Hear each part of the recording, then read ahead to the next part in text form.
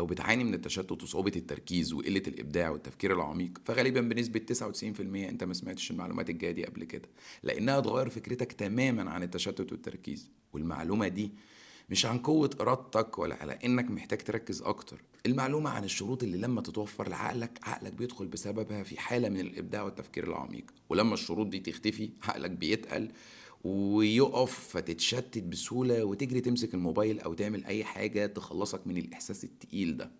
والغريب ان الشروط دي بتتحقق من غير ما تحس وانت بتعمل اي نشاط آلي بسيط. واللي ما يعرفش يعني ايه نشاط آلي بسيط، هو ببساطة فعل جسمك بيعمله لوحده من غير ما عقلك يبقى مطالب يركز او يكرر لانه معتاد عليه. مثلا لما تدخل الحمام تاخد دش، او بتمشي لوحدك بلا هدف، او سايق لمسافة طويلة، او بتغسلي المواعين وبترتبي البيت، او راكب القطر او العربية وساند راسك على الشباك وبتراقب الطريق. في اللحظات دي مش بنحاول نفكر اصلا، ومع ذلك التفكير بيشتغل من غير ما نطلب. طب ازاي ده بيحصل؟ في البداية قبل ما نجاوب على السؤال ده، خلينا نفهم الأول إن عقلك مش معمول يشتغل تحت الأمر.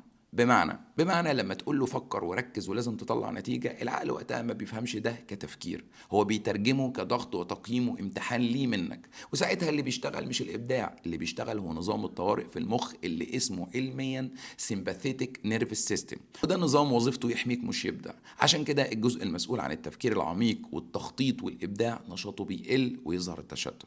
والتشتت بالمناسبة مش كسل ولا ضعف إرادة زي ما ناس كتير فاكرة، دي محاولة هروب ذكية من عقلك. طب ليه بقى العكس بيحصل وانت تحت الدش؟ لأن في الدش مفيش أوامر، مفيش تقييم، مفيش نتيجة أصلا مطلوبة، ده فعل انت معتاد تعمله. فالجسم بيهدى والعقل بيطلع من وضع الطوارئ ويدخل في حالة أمان اسمها باراسيمباثيتك ستيت.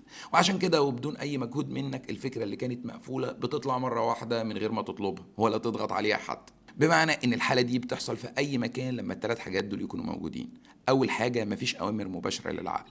تاني حاجة مفيش حكم او تقييم مسبق على النتيجة، فالجسم بيحس بامان والتوتر بيهدى تلقائيا. وعشان كده نفس اللي بيحصل في الدش بيحصل وانت ماشي لوحدك او سايق او بتعمل اي نشاط آلي بسيط. الجسم بيكون مشغول والعقل سايب نفسه لانه مش مطالب منه نتيجة محددة او تقييم لادائه. فباختصار، اكتر حاجة بتعطل تفكيرك انك اول ما تبدأ في اي عمل بتفكر في النتيجة النهائية وترفع مستوى توقعاتك. ساعتها عقلك بيتوتر وقدراتك على التفكير بتقل. وده اللي بيحصل في الامتحانات او في الانترفيوز او في اي شغل او تاسك بتعمله، انك تحاسب نفسك وتقيم ادائك قبل ما تبدأ فعلا، فبيخلي عقلك يقفل ويتشتت. ساعتها كمان ما بتعرفش تعيش اللحظة ولا تستمتع بيها لأنك مش فيها أصلا، أنت عايش في نتيجتها.